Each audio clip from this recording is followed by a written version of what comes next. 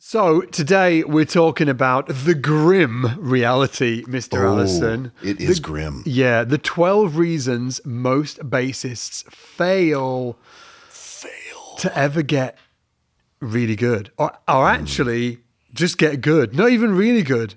The 12 reasons most bassists fail to get good. The awful reality. And I don't know, like, I'm excited. When we were working out what we were going to talk about in this episode, I was really excited about it. But I haven't mentioned to you, but there was also this sort of like element of dread as well, because I feel like we're going to be talking about the stuff that maybe people don't want us to talk about.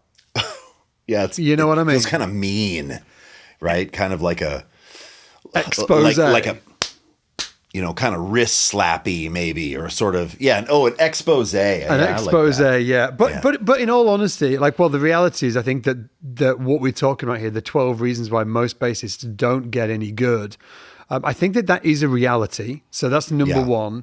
And the reason I think and know it's a reality is the amount of students that I've worked with. I've been teaching for nearly 30 years, like 29 years all in at this point or something like that. So I've worked with a lot of students and I've seen a lot of students not get to where they were wanting to get to. And I think that the interesting thing is that it's easy to think that, it's because they're not practicing. In fact, that's number one on the list of the 12 things. You're not actually practicing. Duh. Well, if you're not practicing, you're probably not going to get any better, right? So let's get that one out of the way with. But what I want to say about that is that that's sometimes, and a lot of the time, not the reality of why somebody's not getting better.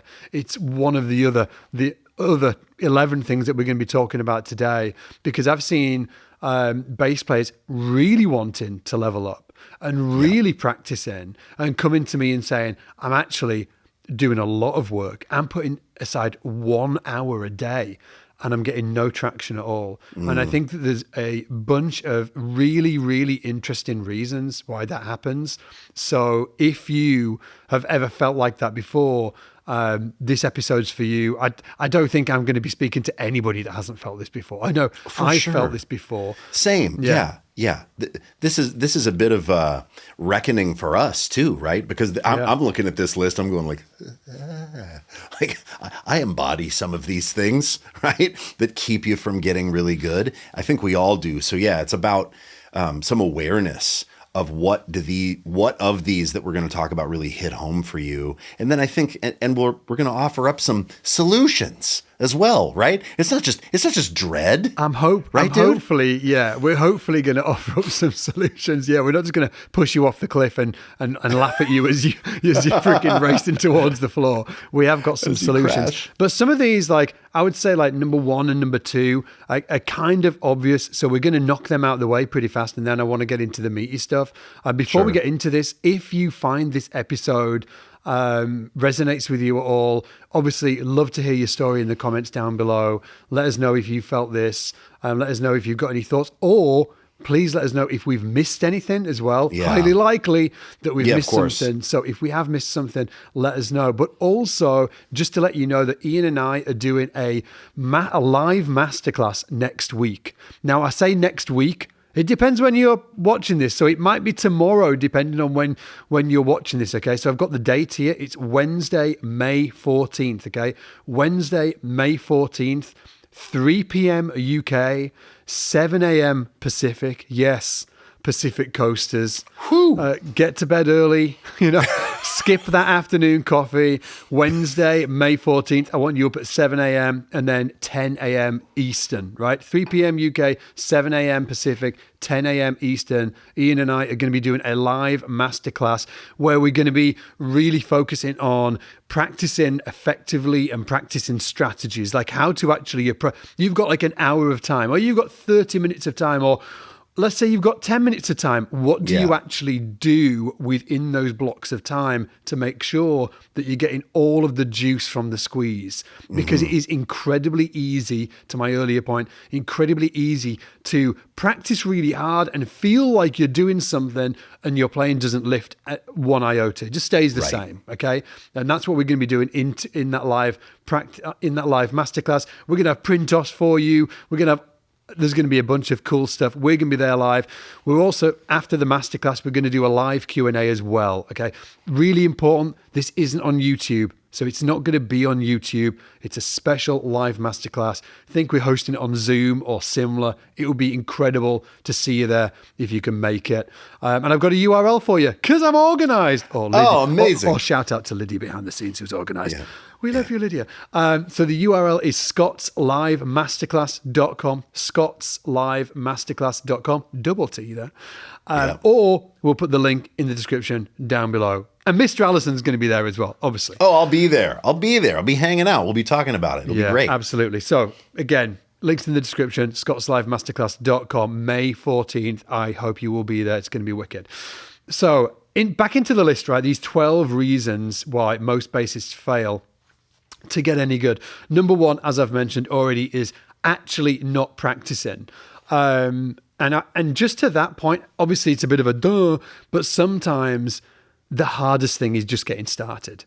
Yes. Sometimes the hardest thing is just getting started. So you might be in a moment in your life where you've practiced in your past, you want to get better and you're just not practicing yet, right? I would just sort of like, push you a little bit and just say, look, the hardest thing is to just get started and build that habit in. So just do it. It's like, anything in life. It's like going to the gym or changing your diet or whatever it is. The hardest thing is just that first 5-10%. It's so 10%. true. And then once you're up and running, you're in. Yeah. I mean, like I think about this with exercise because I have a weird negative relationship with exercise. But whenever I start, I never feel like, I am upset that I did that walk. Or like, I can't believe that I went to the gym today. Like, you never come out the other side regretting it. Yeah. The hardest thing is starting. And so, I mean, you've said this before. I've heard you say this, but having your bass out, right? That's something, instead of putting it in a case and locking it away, putting it under your bed, or because the barrier to playing is so big if it's out of sight. Yeah. Yeah. So get a stand. Put it close. Don't put your bass away. It becomes Don't ever this sort put your of bass like, away. Yeah, it's basically out of sight, out of mind. It's why my wife goes crazy. My boy's really into Rubik's cubing, right? So he's like a mad Rubik's cube freak. He loves it, and I won't put his Rubik's cubes away. I don't ask him to put them away.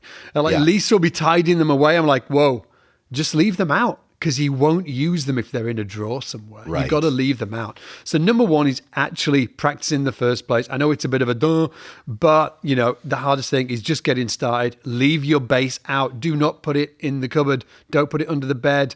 Apologize to your spouse from me that it just has to be in and around the house. My wife asks me to put stuff away as well. I've got an Ampeg B15 sat in my kitchen. You think my wife likes it there? Huh? You think she likes that there? No. That's a good looking rig though. I mean, of all the rigs you could have in the kitchen. That's actually why I got it. It was the only thing I could get away with. So little tip for you. If your other half is like really like anti-amp or anti-gear, just get something that looks a little vintagey. Might add to the vibe a little. Yeah, that's right. Yeah. So that's number one. Yeah. Number two is, again, it's a bit, to do with practicing. It's not practicing consistently. So you're up and running, you've started practicing, but you're practicing for half an hour on a Sunday afternoon.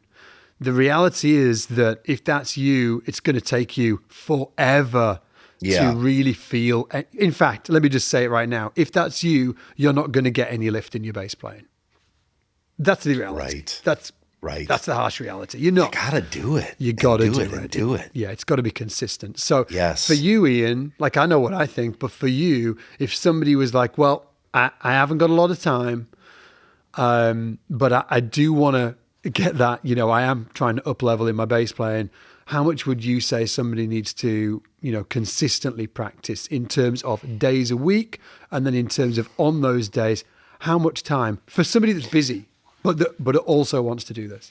Yeah. I mean, I have a complicated relationship with this question because I'm the opposite. I feel like people need to tell me to put it away. So I always want to be playing. So sometimes when someone is like, I'm really busy, I want to get really good. What's the minimum amount of time that I need to play? And what's, and I'm kind of like, it's like somebody's talking a foreign language to you. I'm sort of, well, I kind of want to be like, should you maybe just do something else? But I know that's not everybody is like me. I mean, I will say as well, Ian, that you in transparency, I'll get some like late night texts from Ian, or should I say early morning texts from Ian, and I'm like, hang on, it's 2 a.m. What? Why is he texting me? And I know he's sitting there with his bass. It's true. Massaging the strings. For me, it's really deep. It's a deeper issue. It's connected to my identity. It's connected to my passion. It's borderline. Well, it's not even borderline. It's obsession. Mm-hmm. So I think I don't have any trouble like picking up the instrument or spending. I mean, hours can fly by. It's my comfort animal, right? That maybe isn't the most healthy thing. So maybe somebody who's saying like, how many times a week should I do it for how long? I mean, I see you have 4 to 5 days a week here. Like I can see it on the list. Yeah, I've made notes. Yeah, that's fine. I think 4 to 5. I'm not exactly the same as you. I've gone back and forth through like the different seasons of my life. I've had seasons where I'm just sort of like a maniac and I'm on the thing all the time. And I feel like if I spend any time apart, listen, I used to take my bass on holiday with me and practice on holiday. Did you? Yeah. Dude, I still do. Oh, there you go. Right. Okay. So that's the reality, right? I've had like seasons in my life where I was like that, take the bass. But I know, but did you actually like say to your family, like, oh, I need to take like a couple of hours out this afternoon while I play the bass while you guys are going, because that's what I was like. Oh, really? Like you would like, I was a psycho, I can't miss a day of practice. No, for me, it's more like it's like guilt. A kid's. It was the guilt, dude. I couldn't. I used practicing. to feel horrendously guilty if I didn't practice. It was riddled. I was riddled with guilt if I didn't practice. Yeah. For me, it's comfort. I like it in my lap. Like it's actually how I relax. It's like in the morning, just playing real simple things. I like the way it feels. Spooning in them shreddies, playing a few scales. But I mean, I will say the last couple like vacations I've been on, I haven't brought a bass. I feel like it's getting a little bit more healthy. But yeah, sure. Okay, sure. 4 to 5 days a week. And then I think for somebody trying to get traction. Sure. I think that I do really, though, resonate with this idea that you don't have to practice 6 hours a day, right? You sometimes hear that stuff of like, oh, yeah, you've got to be, 6 hours a day to get good enough to. No, I think you can accomplish a lot in a short amount of time. I even think you can accomplish quite a bit in 20 minutes. Yes. And I wonder if that number resonates with you. I mean, obviously, somewhere between 20 minutes and an hour.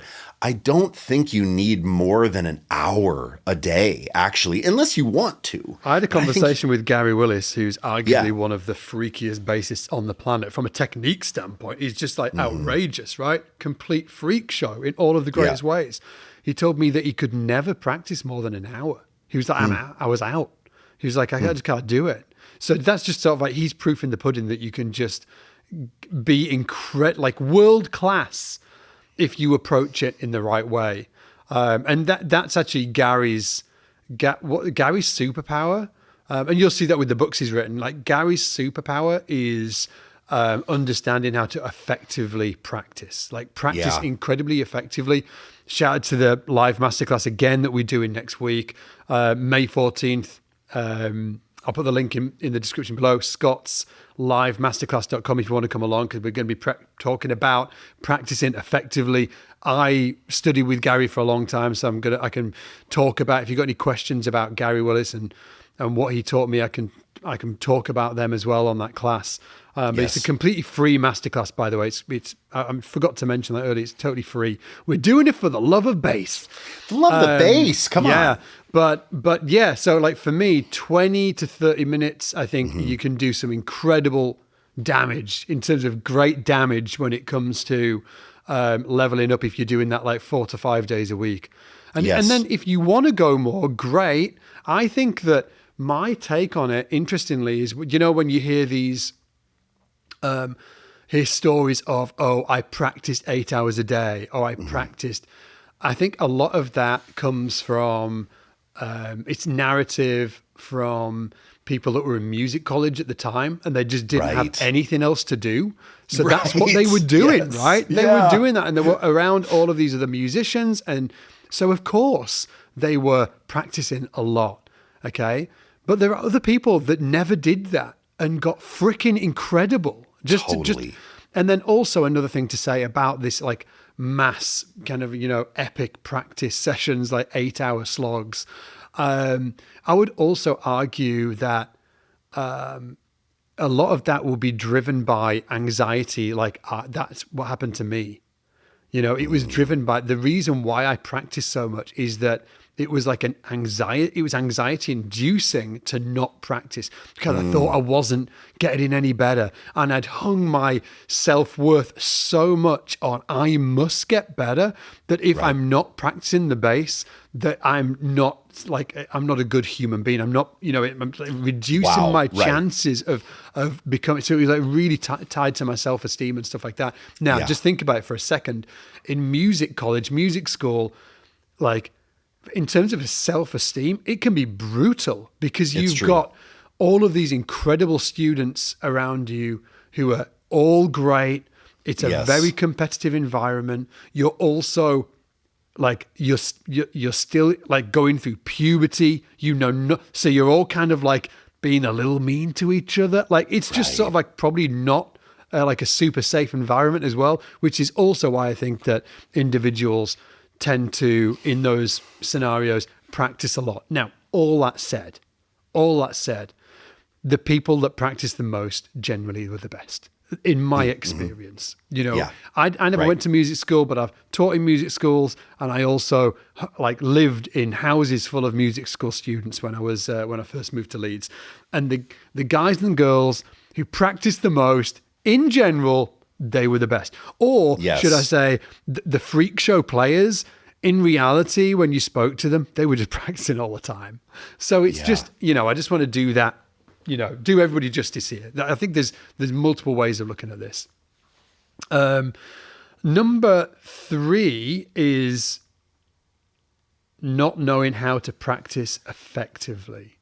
Yeah. Not knowing how to practice. So, and I think we've spoken about that, just over the last few minutes. Yeah, and come to this live masterclass, right? We're gonna talk about, we're gonna take you through how to do that. And I have a thing that I've done on SBL for a long time called guided practice, where I have a thing that I like to do that's divided into 3 segments.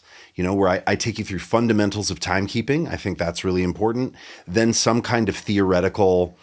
You know, you're working on something theoretical that you feel like you need to work on. You're eating a bit of broccoli, right? And then at the end, for me, was always combining those 2 things into a creative endeavor. Yeah. So then at the end, you get to combine these things and make music, play over a drum groove, take the first component of timekeeping, the second component of theory, and write a bass line. Yeah. And we've done this at SBL a lot. We should do it on the live masterclass. We should do like a segment on guided practice, which is what you've done them sessions before for SPL students. We'll do a segment on that. And then after that, we can break down. I've got a very particular methodical way of approaching practice, you know, and Ian and I have got different approaches on this as well, which will be really interesting for all of you, because the reality is, it kind of pisses me off when especially like the media world that we live in right now, it's full of freaking people online just like basically saying, this is the way, just it's my way. And I understand why they do it, because that's how you get attention and that's how you get followers. But just let me say that there's multiple ways of approaching it. And Ian and I will share both our approaches. They're different. I'm like very methodical, just because of my nature. That might suit you. Ian does it a different way. His way of approaching it might suit you as well. So it's going to be a super cool class. And again, it's totally free. ScottsLiveMasterclass.com, May 14th. Love it. Link in the description. Now, number 4 is a cool one, actually. And I know that you like talking about this, Ian. It's negative relationship with practice. Yeah. I remember when I started to work for SBL, I have a dear friend, and I'm gonna shout her out, named Cara Loudon. She's an awesome singer-songwriter. And I remember she's like, "Oh, is that the guy that says, see you in the shed?" And I was like, "That's the guy." And she was like, "No shit. How'd she seen me? She'd seen me on..." because she's checking out YouTube and music stuff. And and she's like, "Don't make me go to the shed." Cara, because I'm coming for you. She went through music school and had a really rough, I don't know if she had a really rough, but she had a negative association with like a practice room. Yeah. Like getting in the hot, stuffy practice room with the fluorescent lights. And there's a thing in music school, right? Of like, you better stay in there, right? For 4 hours, the best students, right? I mean, you said it earlier, like the best students are the ones that are in that practice room for longest. But I think sometimes what happens, and I think this happened to me as well a little bit at a period of my life, of that sort of thinking about practice as a grind, or thinking about it as a grueling thing that is going to eat up most of your day. Certain people don't want that. Like for you, Scott, it went the other way. It was tied to your self-esteem. The more you practice, maybe the better you felt about yourself. But maybe for someone like Cara and for someone like me, I had to really reframe how I thought about practice. And it doesn't work for everybody, but the pitch is, instead of thinking about practice as this grueling thing that you have to do, that's this obligation that's weighing on you, that's going to make you feel guilt and shame, and it needs to be uncomfortable, and someone's hitting you with a whip, and it's like, what if actually you flip that completely and you think, wow, this is something that I've chosen to do that actually gives me life. This is something I've chosen to do that brings me comfort, that brings me a feeling of progression, that actually brings me a feeling of happiness. And what if it doesn't have to be 8 hours? What if it's a half an hour and I have a cup of coffee and I look forward to it every single day? Because we're all busy. Right? Everybody's busy. No matter where you are in life, you think you're busy. You know what I mean? Remember thinking like in college, like I'm so busy, right? And then like after you have kids, you're like, I'm so busy. What was I thinking in college? Everybody thinks they're busy. And so if you can carve the bit of time and think and look forward to that bit of time and think, oh, you know what? This isn't drudgery. This is not something I have to do. It's something I get to do. And you're absolutely so fortunate in this world if you can practice an instrument. Holy crap. What does that say about your socioeconomic conditions, about your housing, right? If you have the means and the life to you get to spend time getting better on this weird esoteric thing made of like wood and metal, like that's incredible. So to have gratitude around the ability to prioritize the time to practice really changed practice for me. Like I set up a little space, and I would look forward to going down to that, to the shed. For me, the shed became kind of like a positive experience versus this awful drudgery. So I would encourage everybody, if that resonates with you, I would encourage you to start thinking about practice in that way. If you can set aside 30 minutes to do it, you're so fortunate. Like you have a very fortunate life to be able to do that. And then why not enjoy it? Last thing on this is you then have to enjoy the small gains. I'm going to say it again.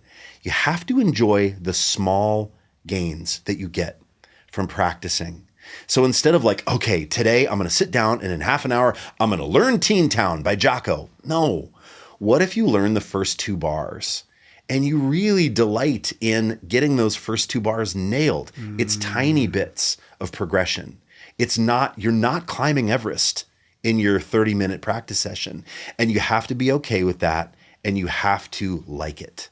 It's just in the time horizon, isn't it? Yes. Yeah, absolutely. That's a great way to say it. Yes. Is really thinking about, I'm going to be fine. If I get that first bar of this piece, if I really, at the end of this thing, I really have a better understanding of this fingering of a particular scale I'm working on, whatever it is satisfaction with the time spent on a small bit of music. And listen, if you can get like one little bit per week, it's going to have a huge impact. Like one little bit, just like just like a bar, like the beginning of Teen Town, or whatever it is, a little, like, I don't know, like, great. You've just learned an incredible bit of bass language, right? And to Ian's point, all of these things start accumulating and building your musical self. It's like building a wall, right? You're laying the bricks, and suddenly you've got a freaking house. And I can remember I used to go to a CD shop. CDs. Oh, yeah. CDs, well, I used to go to a tape shop and a record shop. But I used to go to a CD shop in town, in Leeds here. I was in my early 20s and I was freaking skint. I had zero money. I love that word. And I used to go to this CD shop and I used to look at all of the CDs and it sounds so peculiar, but and I used to buy a CD. I had barely enough money to pay rent. I used to buy a CD. They were 12 to 15 pounds. And that was like a lot of money to me back then. 12 to 15 pounds. And I'd buy a CD and internally, and I can remember just like it was yesterday, thinking, if I get just one thing out of this CD that I can apply to the bass, it's worth it 10 times over. Just one thing. So I'd buy the CD, dude, and I'd go home, and then the fucking search would be on. I'd put it on, and I'd be like, listening to it, and I'm like literally listening to it. I'm like, what's the one thing? What's the one thing I'm going to take from this investment of £12? Because I need to this needs to be worth it. Because this was like maybe like dinner tomorrow. I can't. I can remember having like gravy. Like literally all I had was gravy and freaking bread. It was so skint. Yeah. And but I was buying these CDs just looking for that one thing. And I go back home, listen to the CD, looking for the one thing, knowing that every time I got a CD, if I learn just one thing, all of those things are going to accumulate together and they're going to be part of my musical DNA as I become a bass player. I love it. Because that's such a great point, because these things do compound. When you learn the one thing from the CD, or when you learn the one thing that you've drilled into yourself in your 20 minutes, 30 minutes of practice, it's not like it's wasted time. That's a building block that you've established, right? Yeah. And then you get to build on top of that. So it's really worth paying attention and being happy with that one thing for the day, you know? 100%. Yeah. So that was number 5. No, that was number 4, wasn't it? Having a negative relationship with practice. Yeah. You can absolutely change that. It's really, really important, especially if you're gonna, dig in and do it. And just side note as well. I know I didn't say this at the beginning. The really awful thing about it is the amount of people that fail to ever get to that level that they want. Because I don't think most people want to be Victor Wooten, actually. I don't think most people want to be Marcus Miller or Anthony Jackson. But I think they do want to be good. And the reality is that they could be good. They can be good. They will be good. But all of these like little things are the roadblocks that stop them getting there. And the strange thing is that, so it's the point I'm coming to here is that it's available to everybody. Yeah. It's available to everybody. There's not this kind of sort of like, this weird individual who whatever they do, they just can't get any better. It's these things. So it's identifying what they are and then just figuring out how to maneuver around them. Absolutely. There's all of those bassists that don't get to that, that level that they're aiming for. They didn't get to it because they haven't got the actual talent, because they don't really want to be Victor Wooten. Right. They just want to play great bass line and be a great bass player. And you can absolutely do that. In fact, I would argue it's one of the greatest instruments to do that, because you don't need to have like incredible facility to race around the fingerboard. We're not talking about freaking like grade 8 piano. you can play simple bass lines and be an incredible musician.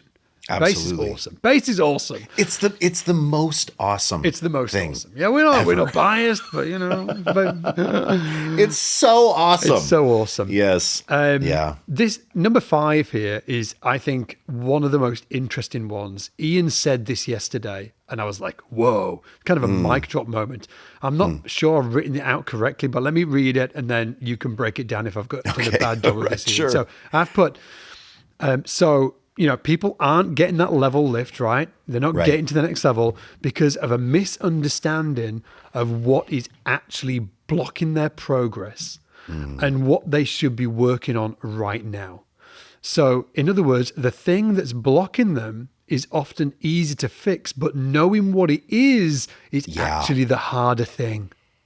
It's so true. Yeah. I mean, and when I really started to see this is I would take submissions, SBL, from students that would be working on something, maybe something on Player's Path or a song just out in the world.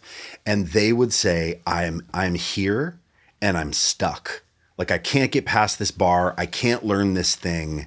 And I don't know why. I don't what's happening? Yeah. And then I would look and it would be actually fairly easy for me to realize of like, oh, it's a technique issue. They're not problem aware. Yeah. Exactly. Or should I say that they are aware there's a problem, but they have got no idea what it is. Yeah. Yeah. Or if it feels bad, maybe they're missing something in the syncopation. And it's like, oh, well, let's go back to some fundamentals and solve the 16th note grid. Or, oh, hey, this is interesting. You're trying to use fingers 1, 2, 3, 4 when you should be in a 1, 2, 4 fingering system. Or so many things, right? And Scott, you and I have been doing this for a long time. We've both been teaching for a very long time.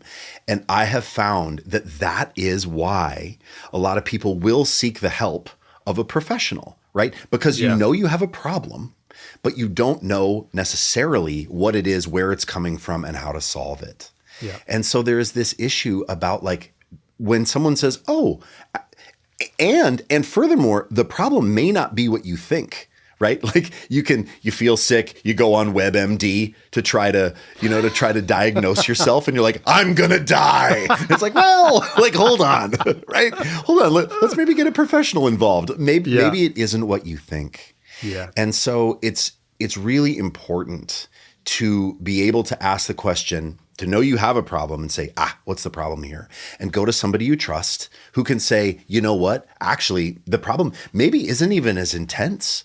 Maybe it isn't this horrible block in your playing. Maybe it's like, oh, hey, you know what? If you go back around here and we solve this one small thing about your technique, about your theoretical understanding, about your time and groove, right? About your relationship to creativity and baseline creation.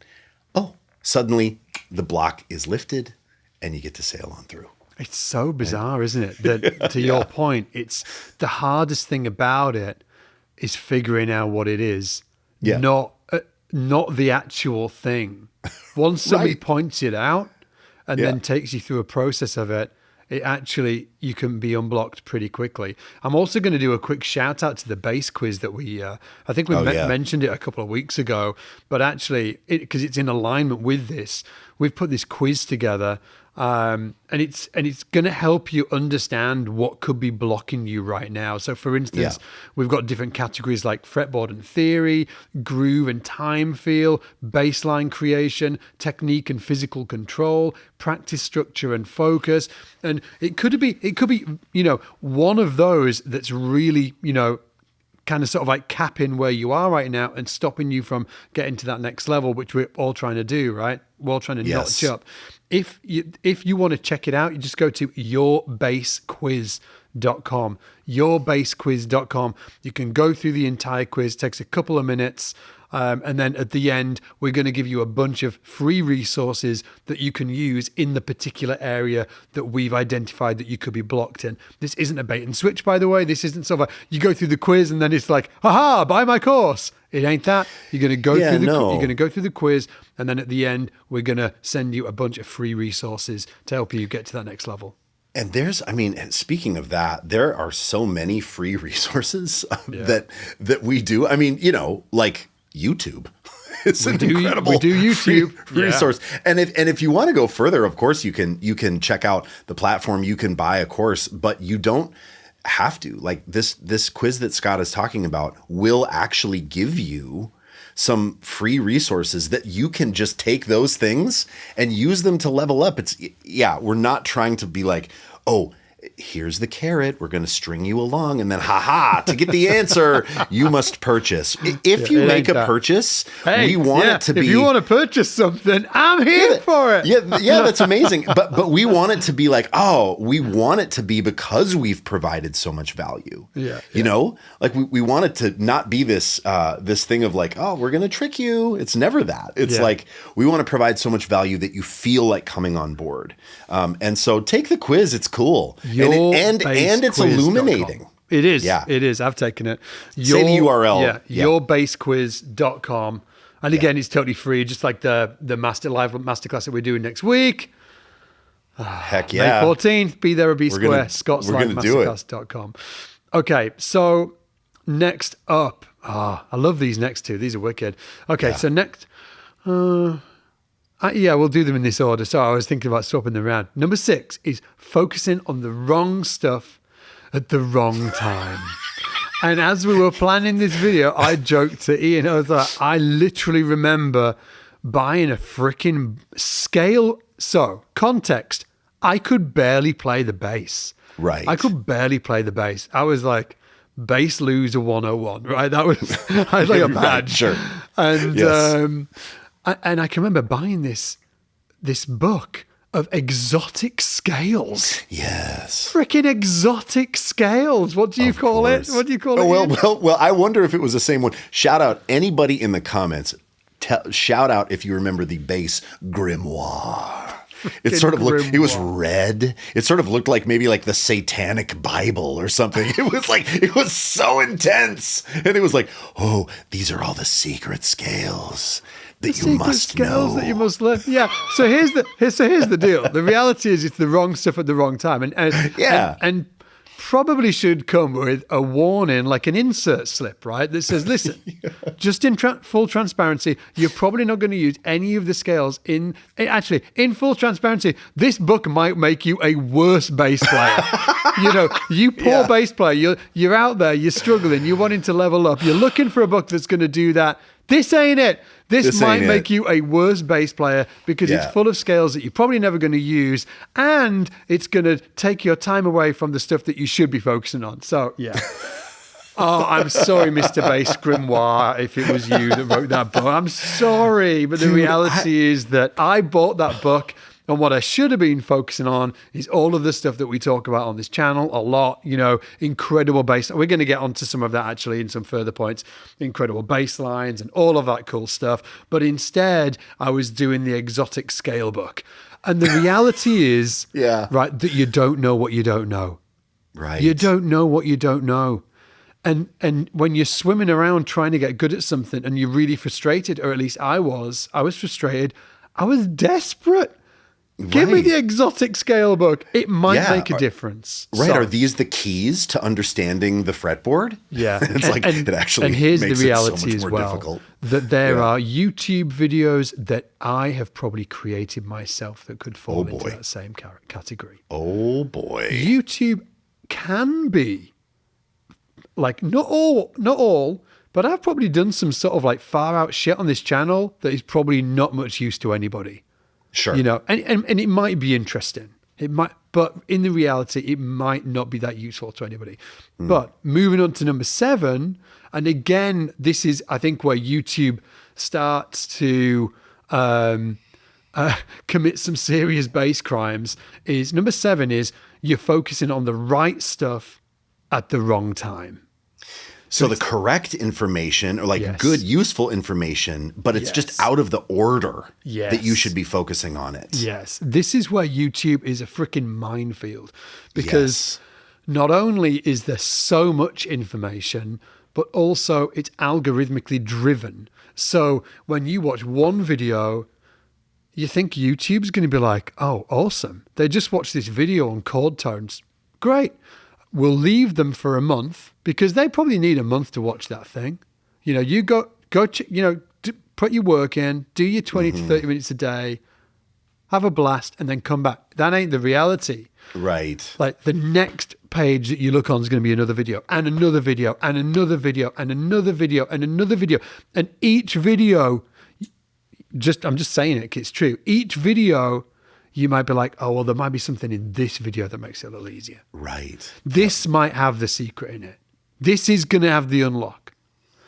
And that's the unfortunate truth, that it's super easy to focus on the right stuff at the wrong time. And I will say that this is where curriculums really come into play, because it's hard to learn something, especially like this depth, like an instrument. It's hard to learn it on YouTube. So you're going to get tidbits here and there, but you're also going to be thrown off all over the place as well. It's going to be great. It's also going to be not great. You're going to get videos that are useful.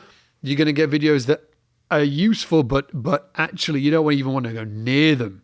You know, you might be you might be like a intermediate player, like a, high beginner to lower intermediate to intermediate player, right? And you see that, Dorian scale video that I've created. You shouldn't watch that Dorian scale video.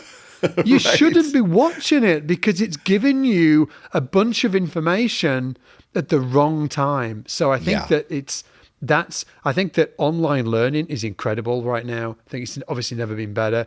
I think that YouTube is incredible, but in terms of thorough learning, that's the weakness of YouTube. It's an ads-driven business model. They're going to force feed you YouTube content, like freaking Ronald McDonald's going to force feed you fat burgers down your gullet. You better open it wide, because then burgers are coming. Yeah. That's great. So, hey, I want to give a plug to the Full Stack Bassist here. We've got a program. It's not even open for enrollment. So if you want to buy it right now, you can't. I think we will be opening it for enrollment in the near future. It's a fully baked curriculum. It's for this reason. That's why we did it. There's a whole story about it, actually. I was in hospital. I thought I might not create any more bass programs ever. I thought I could not. Remember? You were having an existential crisis. Yeah, I had a shoulder replacement, and I thought that this was it, or could be it. So, and the Full Stack Bassist was created off the back of that. I was like, if I can only do one thing more, I'm going to create something that's going to be like historic for me. And I created the Full Stack Bassist we created it off the back of that.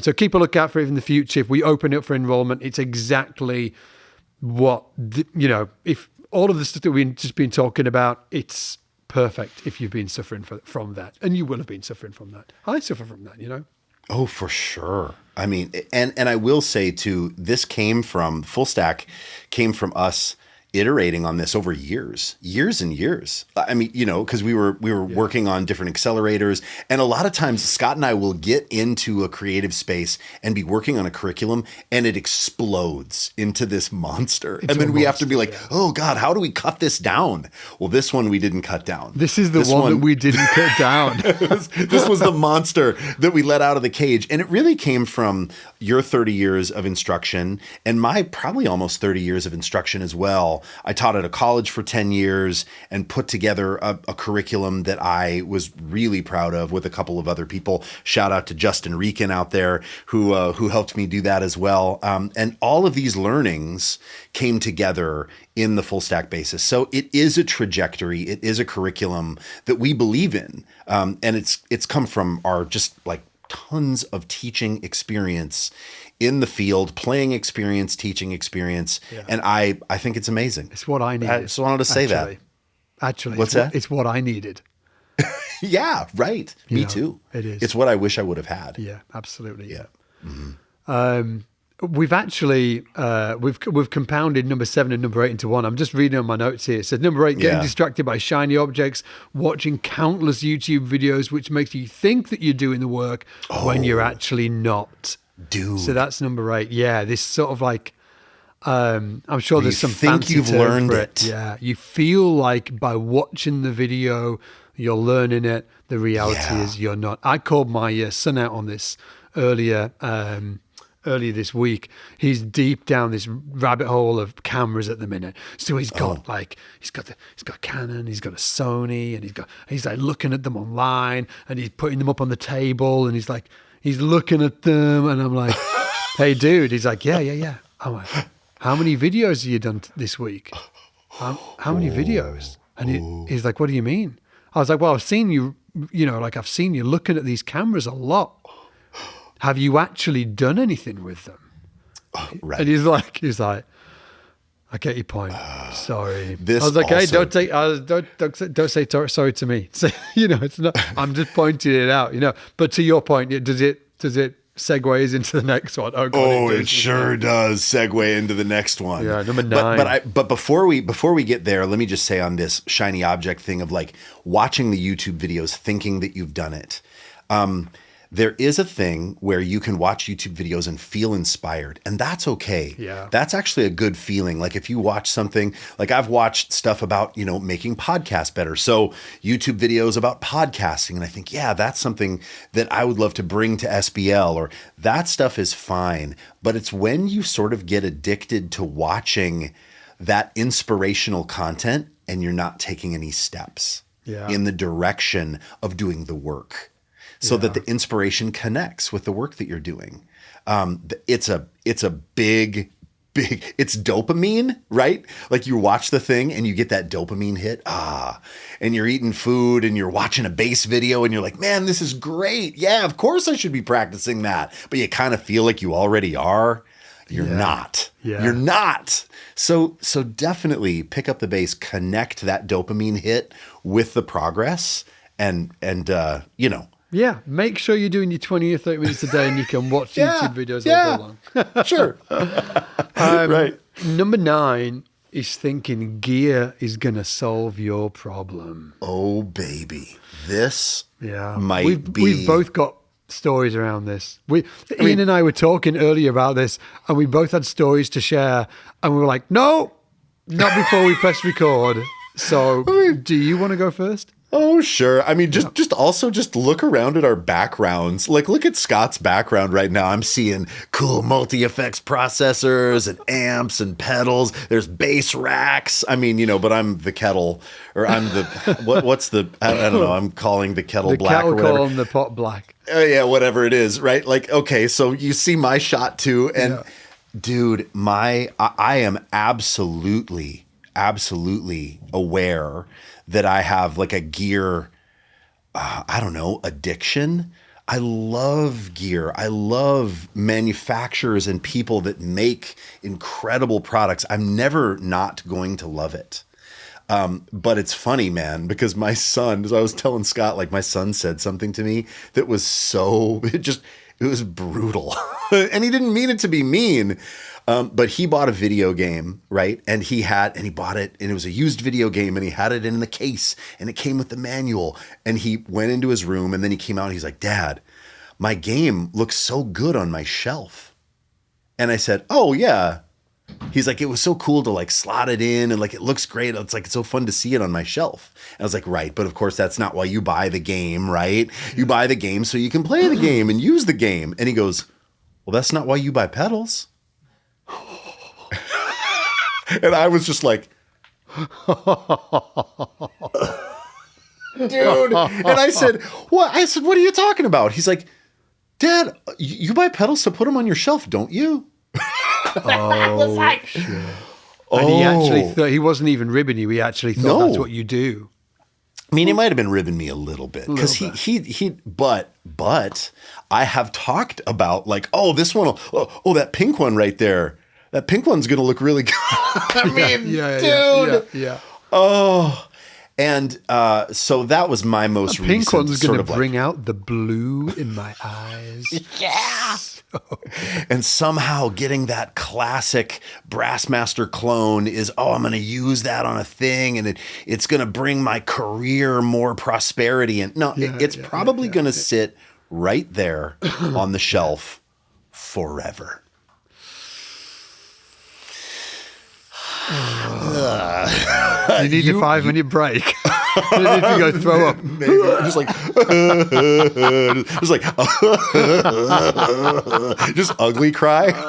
Yeah, proper ugly cry. Dude. I mean, yeah. And you've talked about this in your life too. You've seen some folks. I have too. I mean, what's your experience with gear? With gear, so I'll say up front that gear is really fun, and it's definitely part of it. It's definitely part of the fun.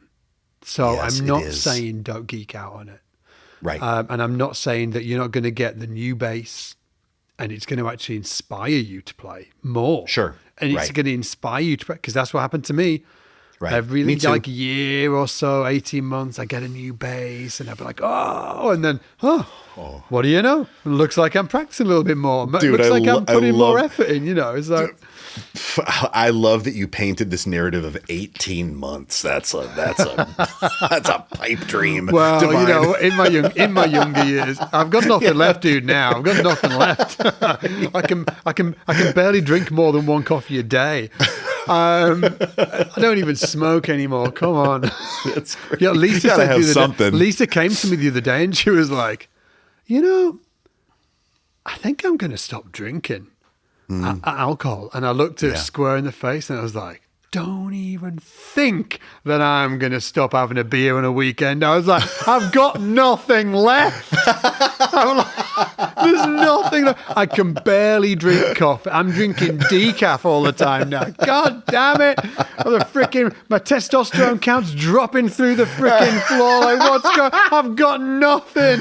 Oh, that's funny. You're like, let me have a bass or two. Yeah, let me have a cider on a bass Friday. And a beer, dude. Bass and a beer. But anyway, so all of that said, I know like a few individuals, and just to say it, one individual that really when I was making these notes sort of like came to mind, and I think about it all the time actually. And this individual, and I say, and there's two or three of these individuals actually. And these are bass players in and around Leeds that I've been friends with for years. And one of them just got obsessed with gear, like in an unhealthy way. And I actually think the short story is that it kind of had a really negative effect on him. It had it wasn't enjoyable. Hey, new bass day wasn't enjoyable. It was actually anxiety inducing. And the reality was that he was searching for a bass that was going to give him this perfect tone, The Holy Grail. that he was going to get the Holy Grail tone. Yes. And the more basses he circulated through, the more times he didn't find that tone. And the reality was, and you know, I should have said something, but the reality was that it was his playing. The reality was it was his playing. And I should have said something. And actually, I think about that a lot. I should have said something and I didn't. And then instead just left them to sort of like go down this freaking whirlpool, which lasted a long, long time. And this was a good player. Could have been great. Good play, like professional. And he just got so obsessed. And I just wish that because it was just his playing. He didn't have any dynamics. He didn't have any dynamic response. So he'd like listen to incredible bass players and he'd feel like he was going to get this bass and this bass was suddenly going to have this incredible dynamic response. It just wasn't in him to do it, you know? And that's one individual. I've also seen that same thing happen to two other individuals as well. It absolutely happens. My dad was a golf teacher when he was younger, and he used to tell stories about, he'd be like, and this isn't just one story. This is like maybe over 100 stories, 100 times where he's like, hey, some guy came to the golf range today for a lesson. And in the last 2 years, he's spent more money on golf gear than I've spent in my entire life. Yes. And he can't play.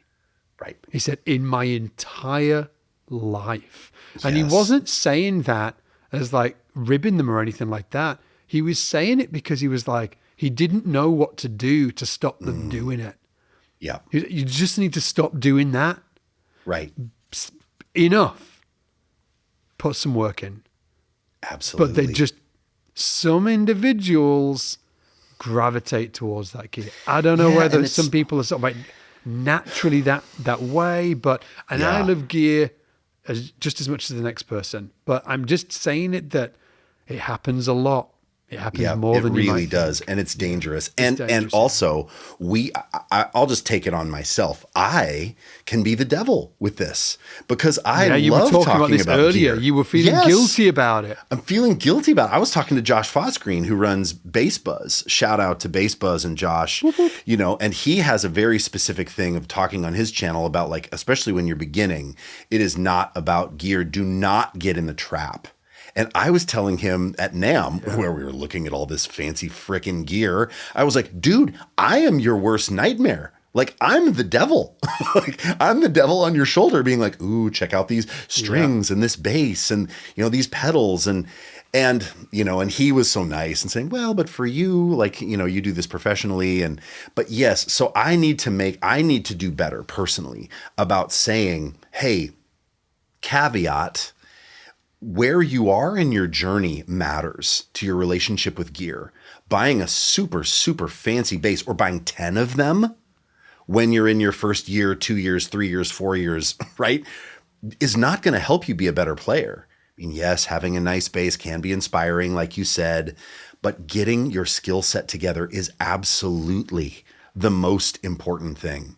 And I mean, I feel like I have a good handle on skill set on the bass, but I still feel like, I should be spending more time with the practice component versus trying to, like solve that little incremental tone thing that could come from hard work.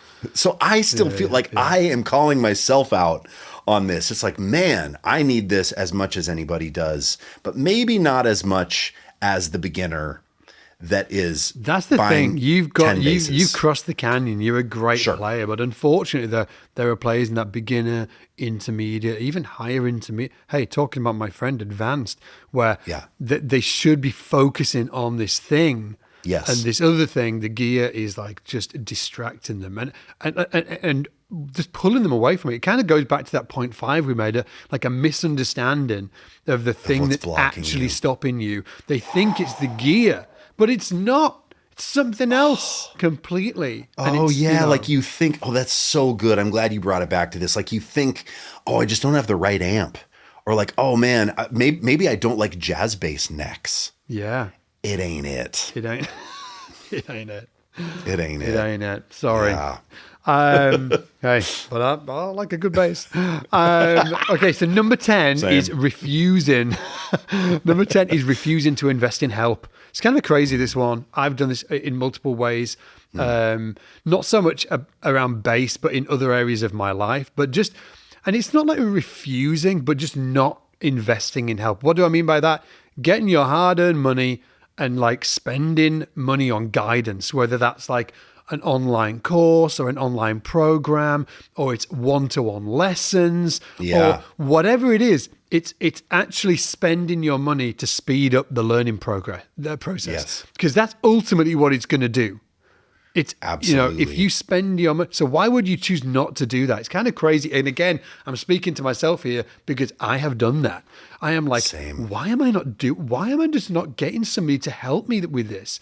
Is it because I can't afford it? It's not. I'm sure that some people out there, because I've been strapped before, some people are super strapped and they can't afford it. But there will be a lot of people who can afford it and are choosing, for whatever reason, just not to invest in it. And I think that there's probably some underlying issues there where they don't want to spend the money because they don't believe themselves. They don't believe they'll do it. It's always deeper. It's always deeper, it's like right? 1 layer deeper, yeah. Man, and it dovetails back to 9, gear will solve the problem, right? Because if you spend your hard-earned money on something like this, well, this is something you can pick up. It's tangible. This is something that is never going to go away. And I think that people sometimes think like, like a course or one-to-one lessons, even with, an instructor in your town, it's sort of ephemeral. It's, you don't get anything tangible. You can't put your hands on it. Yeah. But the building of the skill set inside of you. The tangible thing is you. Yeah. The tangible thing is you, your brain and your heart and your muscles. It's a freaking shortcut. Yeah. You are choosing to take the long way around. It's actually madness. If you don't invest in yourself. If you don't invest in whatever it is that you're trying to do, if you choose not to invest, not to I'm just thinking about Lydia right now. I'm always pinging. So Lydia, shout out to Lydia, heads up marketing at SBL. I'm always pinging her all the time. Hey, Lydia, do you want me to buy this course for you? Hey, Lydia, do you want to? I did it. Literally, I bought a course today for Lydia. Wow. Yeah. Why would I not? Hey, Lydia. So I employ Lydia, right? Yes. I employ her to do a job. And I saw this course. It came up for sale yesterday. Saw this course. I was like, oh. And Lydia actually was mentioning a couple of days earlier, she was like, I need to do this thing. I saw this course. I was like, whoa, this course is exactly what Lydia needs to do, this thing. Yes. Right? Yes. So I've got two options. One option is just to leave Lydia to do it on her own, that is going to take longer because she's going to need to figure it all out on her own, and she's going to make the mistakes because we all make mistakes and all of that stuff, right? Or I can just buy this course and be like, oh, hey, Lydia, do you want me? Well, I actually pinged her. I was like, hey, do you want me to buy this course? She's like, yes, please. Because we both know it's a shortcut. Why would you choose the long way around? But, people do choose the long way around all the time. The time. And shortcut in this context, I feel like this deserves a little bit of explanation. Shortcut in this context is essentially just talking about educating yourself. The shortcut that Scott's referring to, right, or that I think you're referring to, is investing in yourself with education that's going to teach you something how to solve a problem. Yeah. Versus muddling through. I sometimes think that the word shortcut, or for me, it implies like a cheating. Or like, there's this shortcut. You think that there's cheating's bad? I think that cheating's good. That's it. I think online courses, like whatever I'm doing at home, if I'm learning something, if Story's doing something, I'm like Mr. Online Course because I think that they are the cheat code because they've put together what we were talking about earlier, like focus on the right stuff at the wrong time. What a curriculum does is remove that. Like a great curriculum removes all of that. It gets you to focus on the right stuff at the right time, and then also removes you from swimming around in YouTube trying to figure it out. Exactly. Because it's someone that's done it before that's providing insight into how to do it for yourself. Yeah. I want to live life on easy mode, dude. Easy mode. But what isn't easy is making the decision to invest in yourself, right? That's sometimes the thing that because you've got like a limiting belief that you can do it, that you're good enough to do it, that you deserve it, whatever is inside of you, whatever darkness is inside of you that has been put in there by news media, your family, your friends, whatever it is, that stuff, choose to invest in yourself, right? Choose to invest in yourself. Yes, it does. Yeah. Right. Yeah. And it's better. I think it's better than investing in all of these. And yet I look around and I go, oh boy, I need to take a little of this advice myself. Yeah. I heard this thing the other day. Well, not the other day, a couple of weeks ago. And it was like, it's who, not how. It's who, not how. Tell me more. Everybody's thinking about how do I do this? But you're thinking about it the wrong way. It's who can help me do this? Who can get me there faster? It's who, not how. Interesting. How's the long way? Who's the short way? Live life on easy mode. Yeah. And not that you say that and it pings me, it pings my old self. Easy mode. It's not that it's going to be not going to be difficult because when you invest in that education. It's simple. Live it on simple mode then. You know what I mean? Yeah, simple doesn't mean easy. Right. The education that you receive, that you invest in for yourself is not going to be like, oh, there's a simple thing. If you do this one thing on the bass, hey, you turn this thing like this, and then you're going to be great. It doesn't exist. You have to put in the work, but the trajectory of the work, the pathway of the work, it'll be clear in front of you. Yeah. And then you get to decide if you want to do that work or not. And it'll be faster. Yes, it Be will. faster. Yeah, all day long, all day long. Number 11, avoiding the hard stuff. Because it feels bad to suck. Yeah, it does feel bad to suck. How many times, everybody put their virtual hand up in the air right now, how many times do you pick up the bass and you play something you know? Because, and you just spend a lot of time playing stuff that you already know, right? Stop talking about me. Versus how many times do you pick up your bass and you're like, oh, I really struggle with this thing. I'm gonna have to go do the thing. Yes. It's that getting that balance. And I think there is a balance. I don't think you obviously always want to pick up the bass and just play hard stuff. You want to be able to, from a mechanical standpoint, you want to keep the motions, going, keeping that up to speed. Yes. But there are things that every time that you pick up your bass, you should be spending a little bit of time on that hard stuff.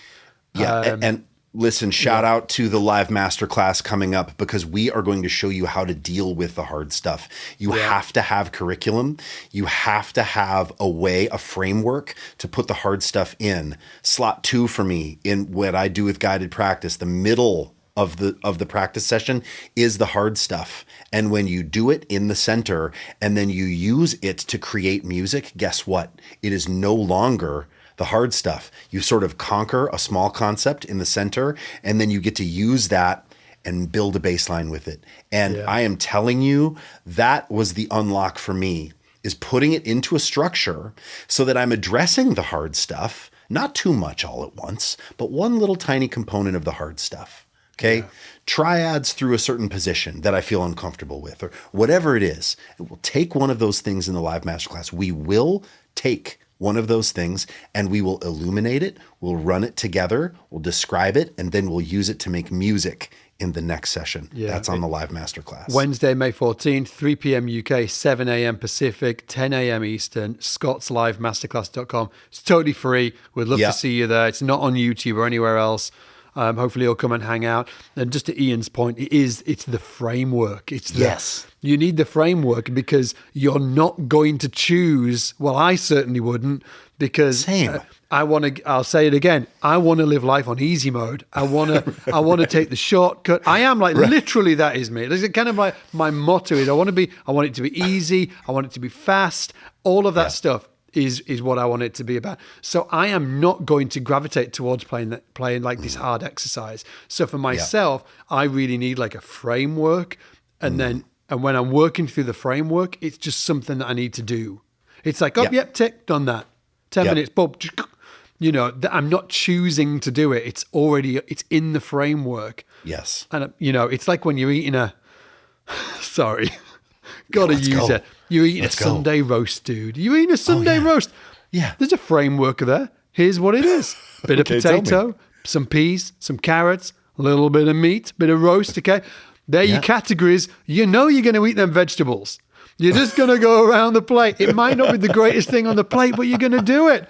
Whereas if it was all vegetables all the time, you wouldn't do it. So my point is that the framework the framework's really important. That's great. Now, number 12, maybe my favorite. Yeah. Bring it home, baby. Yeah. So number 12 is dicking about with fancy nonsense and not learning 100 great bass lines. There's so much great stuff in this. I mean, first of all, dicking about, just like I read this morning and I was like, this is so great.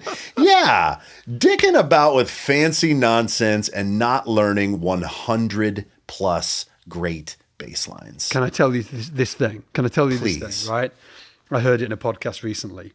If you can go back 10 years ago, you can actually experiment with this and ask yourself this question. If you go back 12 months ago, if you go back 5 years ago, if you go back 10 years ago and ask yourself this question. If you go back, in our case, I'm not going to say 10 years. If you go back 10 years and you could give yourself one piece of advice, what would it be?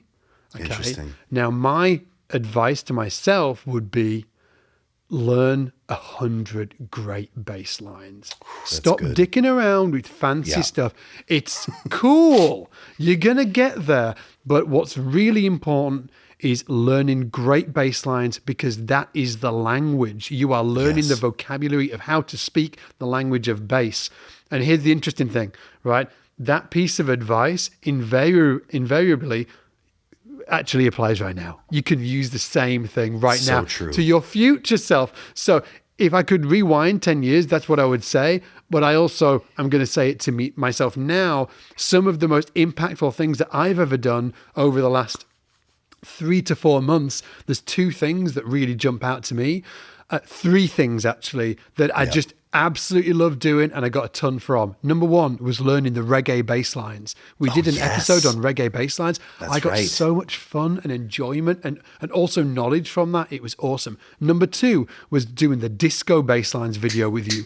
That was incredible. It was incredible. like a moment of discovery. I learned all of these great bass lines, all of this incredible language. And number 3 was doing the James Jamerson deep dive where we learned all the Is there a common thread here, people? I mean, yeah, absolutely. Yes, absolutely. And it reminds me, I took a gig, I subbed for the great Nick Salisbury, great Minneapolis bass player. It was a huge long list of tunes. It was $100. And I remember I was in my 20s and he said, would you do this thing? And I said, yeah, maybe. How much does it pay? And he's like, the pay is not great. It's $100. And I said, how many songs? He's like, well, there's 70 in the book. And I said, but it was with this great artist named Mick Sterling, and it was all these deep cut R&B. And he said, "How's your R&B? How's your knowledge of R&B music and blues music and Motown music?" I said, And he said, "Well, if you came to me for lessons, what would I do you think?"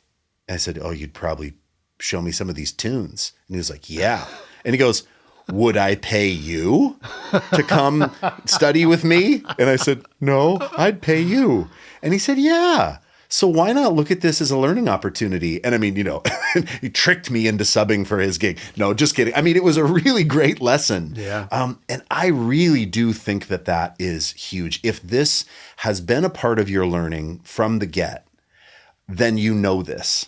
But if it hasn't, if learning 100+ great bass lines has not been your trajectory from the beginning of your learning journey, start it right now. It's so learn a bunch of bass lines. I mean, you can do it on SBL's YouTube. We have a million videos about doing that. But you can also just start to listen to music you love and learn the bass lines. Yeah. We're going to put together a list, actually. We're going to put so for instance, my point here is if I sit with a friend of mine, I'm thinking about Joe, shout out to Joe Philpotts, a friend that I've recently got back in contact with. Over a decade we haven't spoken. It's been a blast talking to him. Joe's a great bass player. He's out there doing his thing. And I was just saying to Ian earlier, I was like, I'm trying to get him to come to NAM next year, but he's over in the Maldives doing some fancy ass gig in some tropical climate. So anyway, Joe's out doing his thing. Yeah. And if Joe was here, I could be like, "Hey, Joe, do you know, like, I want you back?" And he would be like, yeah, he would know it. And I was like, yeah. But do you know Sir Duke? And he'd be like, "Oh." And now actually, do you know Good Times? Oh, what a flex right now. Yeah, like he would know all of the bass lines. Yeah. And the interesting thing is that it hasn't been written into history yet that this is really important. It has in the world of jazz. So in the world of jazz, when you go to study, when you go to like jazz school, well, Berkeley or wherever, right? You go to study jazz. It's been written in history that if you're going to play jazz, you need to know some jazz standards. In fact, you need to know a lot of jazz standards. In fact, heavy jazz players might argue that, you need to know 50 or 100 jazz standards. And it's been written in time for a long, long time, right? Nobody's done that with bass. Yeah, and I want us just to grab that mantle right now and just be like, hey, if you are a bass player who really wants to be like great at the art of bass, right? Good at this thing. Not in just a particular style. Like you want to be a great bass player. You want to be a great bass player. Then there are 100 plus bass lines that you kind of have to know. Yeah. It's like this thing that's nobody's kind of talked about. So I just want to talk about it and push it out into the world. It's our canon. It's the vocabulary of bass. It's like this lick. Like that, there is no excuse not to know that. Right. It's like a jazz player not knowing a 2-5-1. There's no excuse. Now, I will say that, hey, it's okay if you don't know that lick. Sure. Because it might be the first time you've heard this, but it's something that I really want Ian and I and everybody at SPL and maybe other bass players as well to start thinking about, is that so this thing can become like a thing in history of there are 100+ bass lines. It will be fun just to sit down and work this out, like bass lines that you kind of just have to know. It's just part of the language. It's part of the language. Yeah. And that's it. Number 12, dicking about with fancy nonsense and not learning 100+ great bass lines. That's it. We did it, dude. We did it. This is why you're not progressing on the bass. Yeah. And hopefully it wasn't grim, because to our earlier point, you can get better. Like there's not some, there isn't this, secret. Yeah, you get people that are naturally talented in many different ways, right? And of course, there are people that are naturally talented on musical instruments. There's freak shows like Jacob Collier and Rick Beato's son that have got perfect pitch and all of that stuff, right? That ain't me. That I mean, I know 100 other bass players that wasn't them either. They just put in a lot of work and they became really great. And my point here is that you can too. You can too. And if you're stuck in a rut and you're just not getting any better, it's likely one of these things that could be holding you back. And it's really common as well. And hopefully, if you listen to this, if you got to the dark end of this podcast, right to the end, right down the rabbit hole with us, right? The dusty end? Yeah, right down to the dusty end. Hopefully it'll inspire you to, dig in and make this thing happen and understand that you can actually become a great bass player and have music play a really, really important part of your life. It's not a pipe dream. It's absolutely not a pipe dream. And I can't think of any other instrument to do it on better than the bass. It's because you don't need to be a virtuoso. If you want to be, great. But you don't need to be. You can be a great bass player just by locking it in and just being an awesome bass player. It can be a service instrument. And then you get to experience all the incredible aspects of music, right? That every other musician gets to experience. Yeah. Oh, and dude, it's the best instrument ever of all time, period, the end. The bass is awesome forever. It's the best. It's the best. Tell you what, dude, I don't know how long this was, but my butt cheeks hurt. This is like one of these drum thrones. I mean, supposed to be soft on the rear end. I'm on a drum throne too, man. I think we need to sponge this thing up a little more. My butt cheeks could use a break. Guys, thanks so much. Again, if you want to come to the live masterclass we're putting on, it's scottslivemasterclass.com, Wednesday, May 14th. 3 p.m. UK, 7 a.m. Pacific, 10 a.m. Eastern. It ain't going to be on YouTube. It's not going to be on the website. It's only going to be live. You've got to come along. Hopefully you'll be there. And if you want to check out the quiz as well that we linked to help you identify what could be blocking you right now, just go to yourbassquiz.com. Go through that and we'll send you a bunch of free resources. That's it. I'm going to go do some lunges. I'm not sure about what Alison's going to do. Maybe the same. See you next time. Bye. Take care, everybody.